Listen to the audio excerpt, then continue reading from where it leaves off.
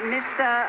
Obi is credited with introducing fundamental changes in Nigerian politics and is remembered for the following achievements while in office: exemplary commitment to reforms and development, building relationships between Anambra State and other countries such as USA, Britain, Russia, European Union, Belgium, Israel, Venezuela, and others. Attracted big Fortune 500 companies like SAB Miller, Distel, and GlaxoSmithKline, Nemeth Pharmaceuticals, etc., to Anambra State. Under him, Anambra State was rated the least indebted state in Nigeria by the Debt Management Office.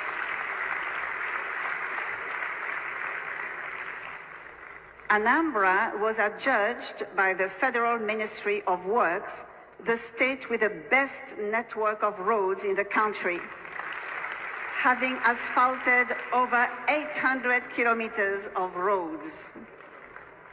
He reopened long-closed schools and returned missionary schools to the original owners with a grant of 6 billion naira for their rehabilitation, distributing over 30,000 computers, internet access, Microsoft academies to over 500 schools.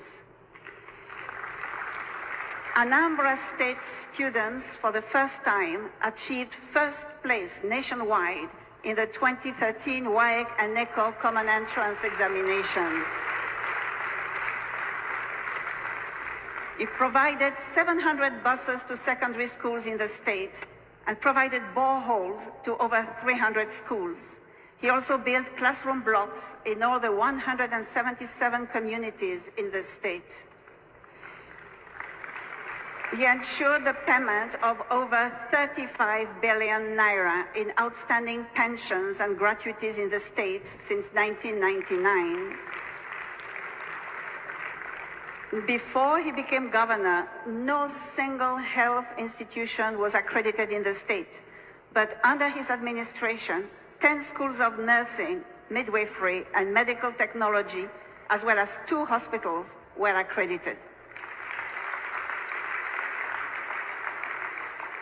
Mr. Peter Obi stands for justice and fairness and was the first Nigerian governor to reclaim his governorship mandate after 3 years in the court, giving confidence to others to pursue their stolen mandates. He is also the first governor in Anambra State to serve for 2 terms since democratic rule in 1979. Perhaps Mr. Peter Obi's greatest legacy in office was his financial prudence. He funded development projects without borrowing money from financial institutions, nor raising bonds. And he handed over to his successor, Mr. Willie Obiano, also an alumnus of LBS, the sum of 75 billion naira in the form of cash local foreign investments. In a recent testimony, the Anglican Bishop of the Diocese of Amici, Right Reverend E.O. Ikako, spoke glowingly of Mr. Peter Obi while advising his successor, Mr. Willie Obiano, to toe his checkered steps. Mr. Obi is a native of Amatutu village, Agulu, Anaucha, LGA of Anambra State, and he's married to Margaret with 2 children.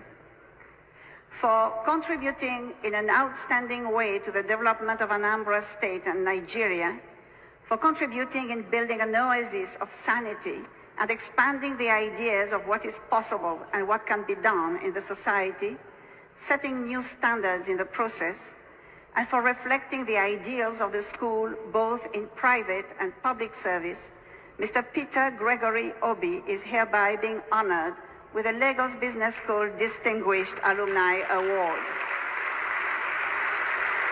I don't think anybody should be asking for Peter Obi's legacy in Anambra State anymore, because all this, if I keep on bringing his legacies there, is countless, is limited. And then somebody is coming out to say that Peter Obi does not have legacy just to spoil his name. I don't think I will spoil his name, because Peter Obi have always kept a clean record. I mean, a clean record. Imagine there's no governor in Nigeria that have left office and left money there. Only thing we are hearing that how this ex-governor stole money and they are stealing in billions. So just check Abaya Bello, the ex-governor of Kogi State. He stole 82 billion naira. Talk more of all the ex-governors that have stolen money from the office. But people left office and left the money is not even enough for people to believe that he's capable, is accountable, he's transparent to be the leader of Nigeria. And yet some persons that say that all these things are camouflage, that Peter is not a good person, Peter is this and this and this one. If I keep on bringing his legacies, this video will be very long, but I just brought that small part, and then you can also listen to when he was asked what was his own or what is his vision for Nigeria, and he said, like he always say, that the only vision he has for Nigeria is for the betterment of Nigeria, not just for betterment of himself. That he's not working for himself, he's working for the next generation, where his next children will be comfortable. That is his vision, and that has been his vision, that he's not working for Nigeria just for himself, but he wants a better Nigeria, a better country where people can live comfortably, where our next generation can come in and actually live comfortably.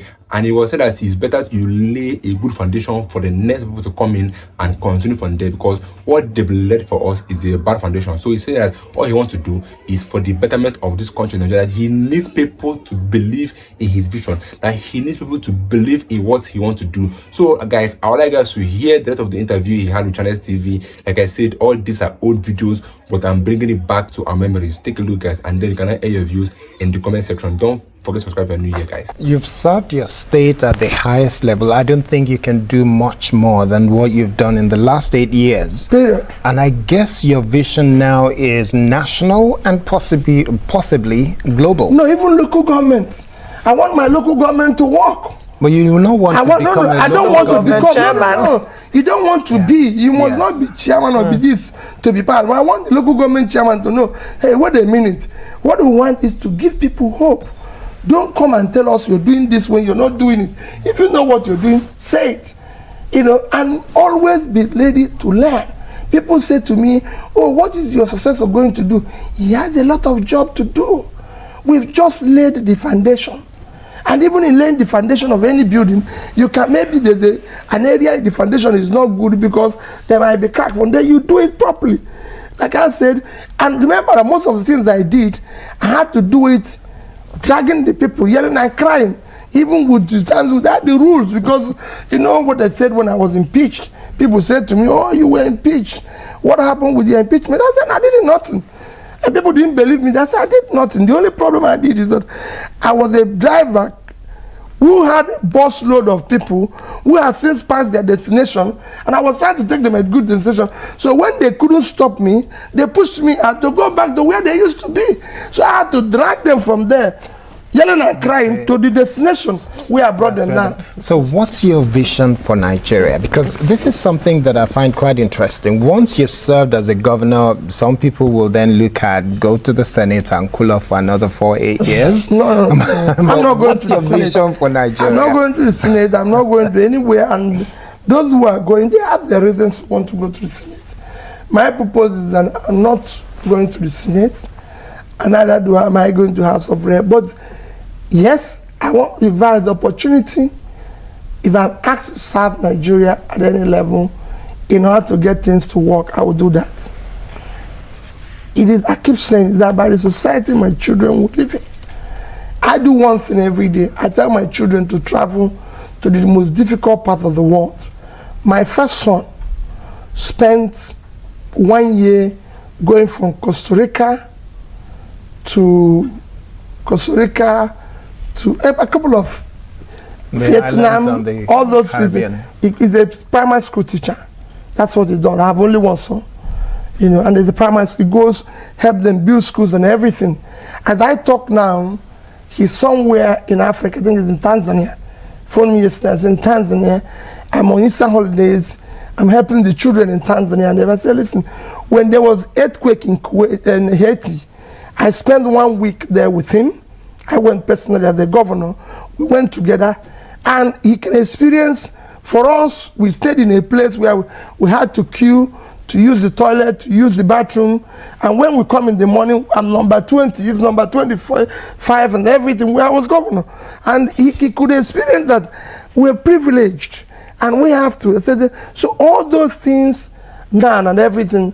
My daughter came in this morning and they said to me, listen, Daddy, I want to go to Ivory Coast, Sierra Leone, and this, because I heard what is happening to the children.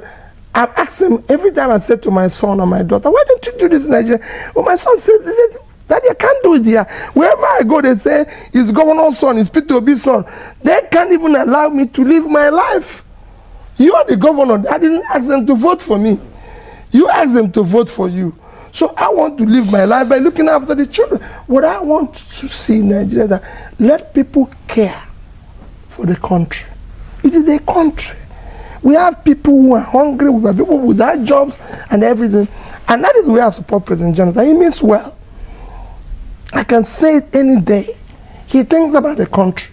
What we need now is to also have people who would do the same thing, because he can't do everything. He's alone. He needs, and people, when I look at people like Ngozi Well, and people won't understand, Ngozi means well. You know, and we are getting more, when you get more and more people, because for you to succeed in government, it won't just be you. It's like a preacher in the church. If you're preaching and everybody wants to go to hell and doing the opposite, there's no way you can make a good bishop, because anything you like, you preach. They go out and do the worst things, you know. So that is what is happening to them. A preacher or the bishop, the congregation must believe in the same thing and be doing it. You might have one or two, like Jesus did, can have one or two Judas along the line. But when the Judas is more than the people, if all the 10 disciples were, you know, people who are criminals, it would have been sold earlier than the time they sold him. You know, so we wasted time because he was only one. The other ones believed in him. So what we need now is to convert more souls to believing in what we are doing, to believing that this is the right way to go, to believing that maybe rebasing or this is good, you know, things like that. You're saying what we're doing as you're part of this government then? No, I'm not part of it. I'm saying, well, I participate in it in one or two ways. Okay. Now, we have to start winding down now. What would be your message to Anambrarians all over Nigeria as their ex-leader? Well, mine is to support the present government. That's what I do. I believe government of, I believe that Willie Obiano will do well. I believe he means well. He needs our prayers. He needs our support. Wherever I go, that's what I do, just like I do for President Jonathan. Remain prayerful, remain steady, do everything. Don't just go into criticizing. When they bring out policy, look at the policy and urge them to do the right thing. And I believe, like I said, he started now. He started in the right direction. I watched 2 days ago, they were doing security seminar, which is good. That is what, because security is very critical. And I was happy when the IG of police said in 5 years, there have not been any bank robbery in Anambra State. That seems to be sustained. It's true. We never had any bank robbery while I was there. So that's why it needs to be sustained.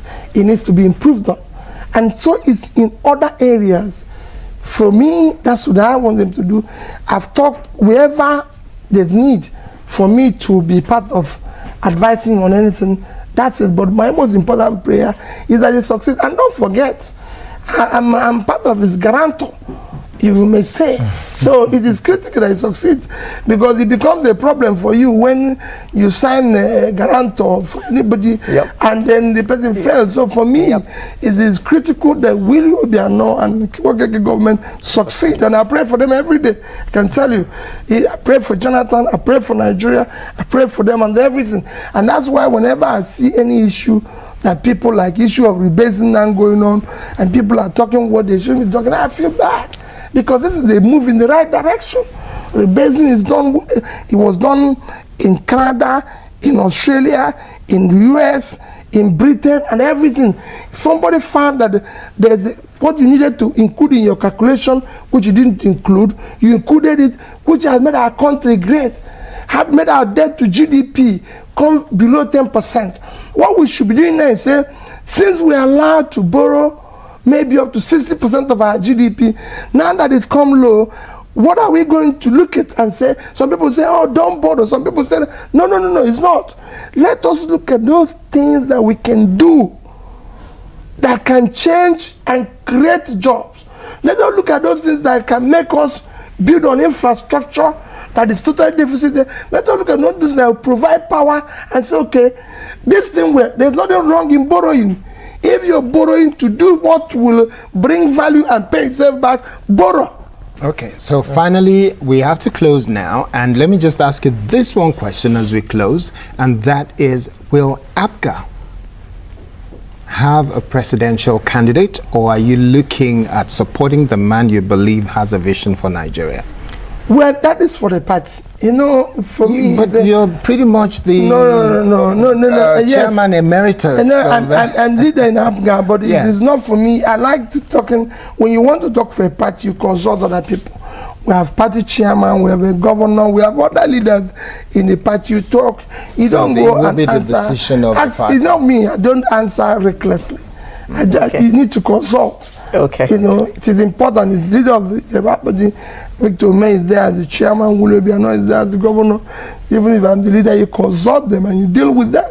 Okay. I think all we need is actually a man that have the vision of the people at heart, not just a man that wants to come there and steal our money. Because if you look at what's happening in our current government, I keep on asking the question, where does the money for fuel subsidy goes to? Where is the money they are borrowing from? Where is the money they are collecting from tax? All these things are the money this government are generating. But we are not seeing anything they are doing with the money. It's actually a serious problem in Nigeria, because we need someone that's accountable. All these our leaders are not accountable. They are not even accountable of their own sin. Because how can they write a petition of sexual harassment against a Senate president? At the end, the Senate president was the one that carried out the judgment and gave suspension to Natasha. Then I asked the question, what then happens to the allegations? What then happened to Ababio for sexual harassment? Because there was no investigation done on his issues, but rather he was allowed to still remain on seat, whereas they removed Natasha on suspension for 6 months. You see how this country are lawless. They are not even thinking, they are not following the laws again. Because that's the reason why someone that creates law or someone that is meant to be obeying law are not obeying law, and then they expect the masses to also obey law. It does not sound right, and it does not make any sense even in our hearing. So that's the main thing that's happening now in our country, Nigeria. Like he said, P2B is always saying things about let's make Nigeria a better place for the people, not just for themselves or for the politicians. And he always said that he's going to cut down the cost of governance. This government of Nigeria, they are eating a huge fast salaries that makes them not even to think about the Nigerians they're leading. Because how can they pay? Actually buying SUVs are worth 50 and above million naira, and they are buying it for every senator almost every year. Then what happens to the old one they bought for them? What happens? They keep on renovating their houses with billions of naira. Then all these things are what PWC is going to cut. You cut the cost of governance, which is actually what we need. We need someone that will come and cut the cost of governance, reduce all this money they are lavishing in our country, because all the money you've made from this country is enough to start up something that can generate revenue for the country. People was hitting on the issue of production. If this government can actually wake up and start producing things that we import, that we have raw materials, but if only they can wake up and they maximize all these raw materials by building in factories, industries, and also import. Let them rather, instead of importing finished goods, let them import expertise that are good at production, that will come into the country and teach the people that are willing to learn. Because Nigerian youths are very hardworking, but we are in the wrong country. Assuming we have the right government that have many people in mind, you will see that these our youths, they are very productive and hardworking. Just import those expertise to come in Nigeria and teach the youth how to produce all these things. You see how Nigeria will move to a greater state or a greater country, because we need to be producing to be able to enhance our economy. I will see you guys in my next video. Don't forget to subscribe and support. You can kiss. Stay tuned, guys.